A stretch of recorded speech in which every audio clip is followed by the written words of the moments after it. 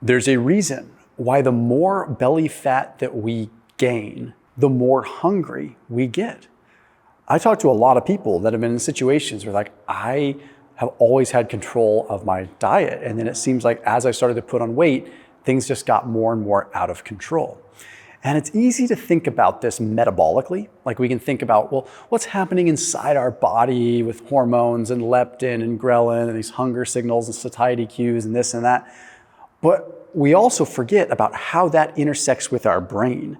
The more belly fat that we have, it has an impact on our brain. We're going to break down why this happens, but I also have some practical solutions that might be able to help you reel it back in. I put a link down below. Timeline is the name of the company. They have a patented technology called MitoPure, where they've been published in a lot of the big journals talking about urolithin A and its benefits in humans and rodents. So that link down below, you can get your hands on urolithin A in multiple different forms. Highly recommend it. So top line in the description underneath this video. Okay, so you've probably heard of leptin before. Trust me, this video is not just about leptin. Okay, leptin has been talked about until everyone's blue in the face. We all know about it, but I am going to give you a quick little rundown. So as you're gaining weight, leptin tends to increase, okay? Now, this is not only a tool to help kind of control your weight and control your metabolism, but it also acts as a little bit of a self-regulator, right? So when you first start to gain weight, in theory, your fat is going to secrete leptin. That leptin is going to make a phone call to the brain, and it tells the brain, says, hey, we have enough fuel on hand. You can increase the metabolism. You can also tell this guy to chill out on the eating because we're fine. Okay, so if you are mildly overweight, you probably have higher levels of circulating leptin, and they're typically telling you to not eat as much. Now, what ends up happening is as this happens for a long period of time, as a result of being sedentary or anything like that, leptin accumulates, and eventually the brain turns off the receiver and doesn't really want to listen to the leptin anymore. That's not the issue. Trust me, that is an issue, and that's going to make you want to eat more. But there's an effect that is even more profound on the brain that we have recently discovered through fMRI scans. So there's a study that was published in the journal Molecular Psychiatry.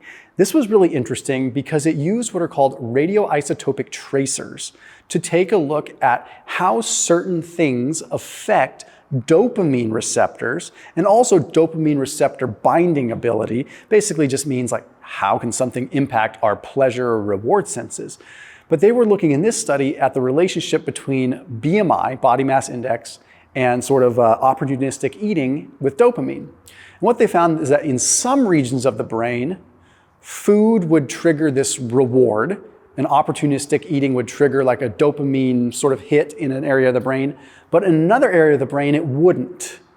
And what this told us is that it was much more complicated than just dopamine. It's also the same reason why dopamine interventions in obesity medicine have largely been ineffective, because there's a lot more going on than just dopamine. You can fix dopamine, but I think the issue we face with diet and overeating, which we've talked about in other videos, is that pleasure-seeking behavior, sort of almost this hedonistic style of things that we do sometimes just to like seek pleasure, that is not the same as what we get from food. We do get a percentage of pleasure from food, but we also get a certain percentage of survival and necessity from food. So it's like maybe part of it seeks reward, part of it is like fundamentally broken with what we feel like we need for survival. That's not my point here.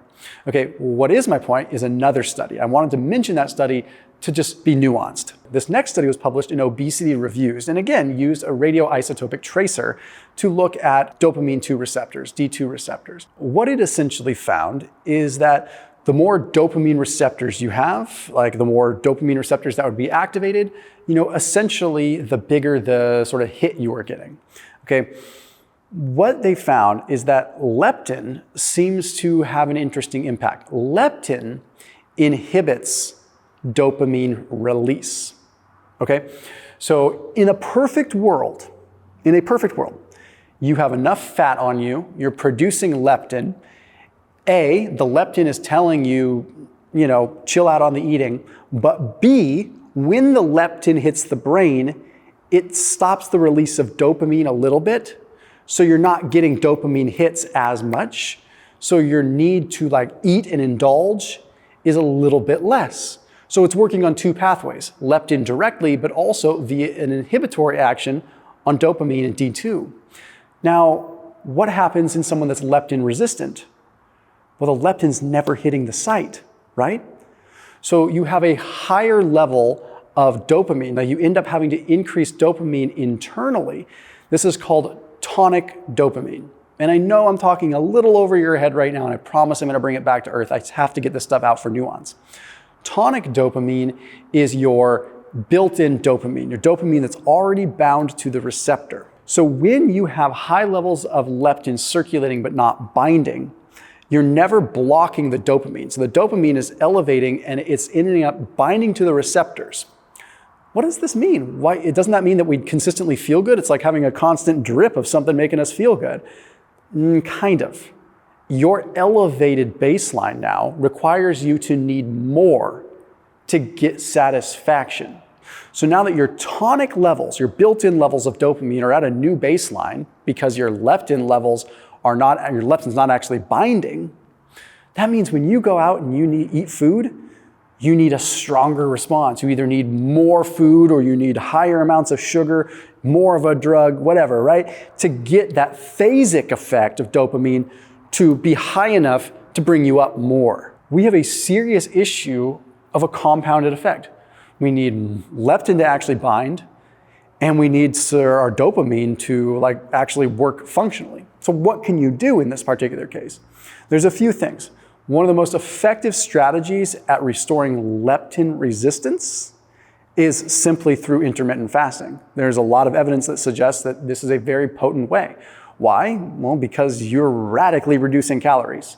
I'm not suggesting that it's perfect for everybody. I am suggesting that the literature is pretty strong on it. And especially when it comes down to visceral fat, one of the suggestions that I would have with that is specifically high intensity interval training.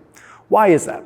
Well, visceral fat, belly fat, this fat has a high amount of glucocorticoid receptors, which means they respond really well to adrenaline, norepinephrine when you are doing something like high intensity interval training. So what I recommend with this is doing bouts of 30-second intervals with a 1-minute rest. 30-second intervals, 1-minute rest. These are some of the best ways to end up decreasing that visceral fat and therefore increasing your leptin sensitivity. Now, leptin sensitivity, realistically, once you start losing the weight, is going to start to improve. Now, there was another study that was pretty recent, and I did another video on this, that confirmed via MRI that a low-fat diet ends up demanding much more dopamine hits. You have much more D2 receptor binding happening in a low-carb diet versus a low-fat diet. What that means in human terms is that a low-fat diet is going to make you more hungry, make you overeat, and make you pleasure seek more than a low-carb diet. Doesn't mean that carbs are bad. It just means that a low-fat diet seems to be doing something, especially when you're increasing your carbohydrate intake, to trigger more reward-seeking behavior, whereas a lower carb approach does not. You want the best of both worlds? Well, an intermittent fasting regime with a lower carb diet, not even keto, just reducing the refined starches, reducing the sugars, reducing the carbs. Intermittent fasting with lower carbohydrate intake and periodic interval training multiple times throughout the day in short stints is probably the best recipe for reducing belly fat while simultaneously improving leptin sensitivity. As always, I'll see you tomorrow.